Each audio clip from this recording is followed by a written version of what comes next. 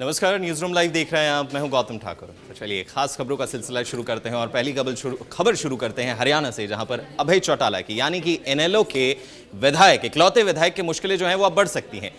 क्यों बढ़ सकती हैं? क्योंकि अदालत द्वारा जो है वो इलेक्शन कमीशन ऑफ इंडिया यानी कि चुनाव आयोग से एक जवाब मांगा गया है कि भैया अगर इन्होंने अपना हलफनामा जो दायर किया उसके अंदर उनका एजुकेशन जो उन्होंने दिया, एजुकेशन क्वालिफिकेशन जो उन्होंने दिया, उसमें गड़बड़ियां हैं। क्योंकि एक याचिका दायर की जाती है जिसमें ये सवाल उठाए जाते हैं कि अभय चौटाला ने जो अपना हलफनामा दायर किया था, जो उसमें अपना शैक्षणिक योग्यता जो बताई थी, अपनी क्वालिफिकेशन जो बताई थी, उसमें गड़बड़ियां हैं।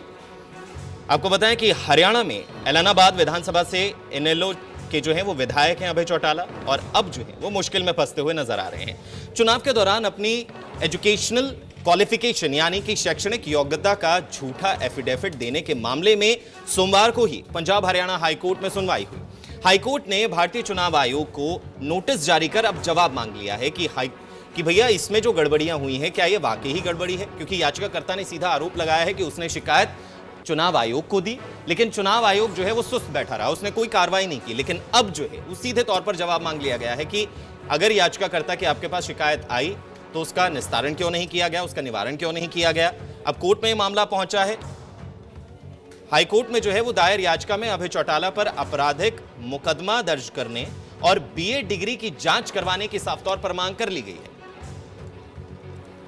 क्योंकि एजुकेशन को लेकर जो है जब भी चुनाव लड़ने होते हैं, अपना एक ब्यौरा देना होता है, अपनी प्रॉपर्टी, तमाम चीज़ों का ब्यौरा देना होता है, वहीं पर एक अपनी क्वालिफिकेशन के बारे में भी जनता को बताना होता है कि आप कितने पढ़े लिखे हैं। उसमें अभय चौटाला ने जो मेंशन किया है उसमें उन्होंने बताया है कि वो बीए पास हैं, और वहीं पर एक याचिकाकर्ता जो है सवाल खड़े करते हैं कि जो उन्होंने अपना क्वालिफिकेशन का डेटा दिया है, जो उन्होंने जानकारी दी है, वो सब सही नहीं है।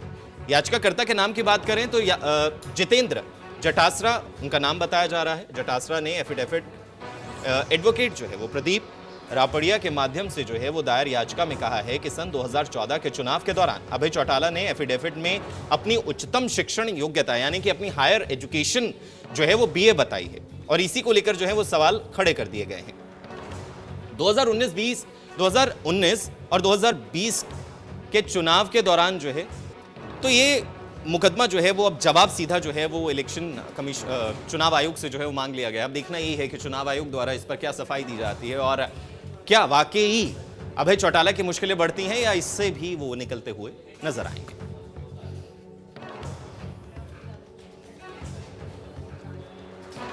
तो अभय चौटाला इनेलो के इकलौते विधायक हैं, एलनाबाद से वो विधायक हैं, और इनेलो वही पार्टी है जिसका एक वक्त में हरियाणा पर जो है वो दबदबा रहा है, लेकिन अब जो है वो महज एक एमएलए पर जो है वो सिमट चुकी है।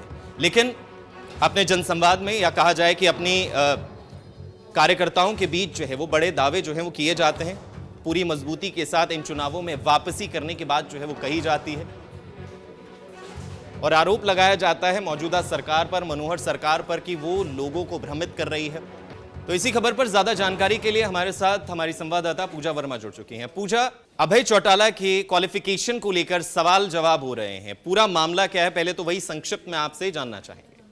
बिल्कुल गौतम, आपको बता दें कि अभय चौटाला के खिलाफ जो याचिका दायर की गई है उसमें याचिकाकर्ता ने कहा है कि साल 2014 के चुनाव के दौरान जब एफिडेविट दाखिल किया गया तो उस वक्त अभय चौटाला ने अपनी जो योग्यता है, शैक्षणिक योग्यता, वो बीए बताई थी, और वहीं 2019 व 2021 के चुनाव के दौरान अपने एफिडेविट में उन्होंने अपनी जो शैक्षणिक योग्यता है वो 10वीं बताई थी। इस प्रकार एफिडेविट में आय को लेकर भी, आयकर के बारे में भी झूठी जानकारी दी है, यानी कि जो चुनावों के दौरान जब उन्होंने अपना एफिडेविट दायर किया तो उसमें झूठी जानकारी दी गई है। इसके खिलाफ जो है उन्होंने याचिका दाखिल की, जिसके बाद याचिकाकर्ता ने चुनाव आयोग को पत्र लिखकर अभय चौटाला के खिलाफ आपराधिक केस दर्ज करवाने की भी मांग की थी, लेकिन चुनाव आयोग ने कोई कार्रवाई नहीं करी, जिसके बाद याचिकाकर्ता ने हाईकोर्ट का रुख किया।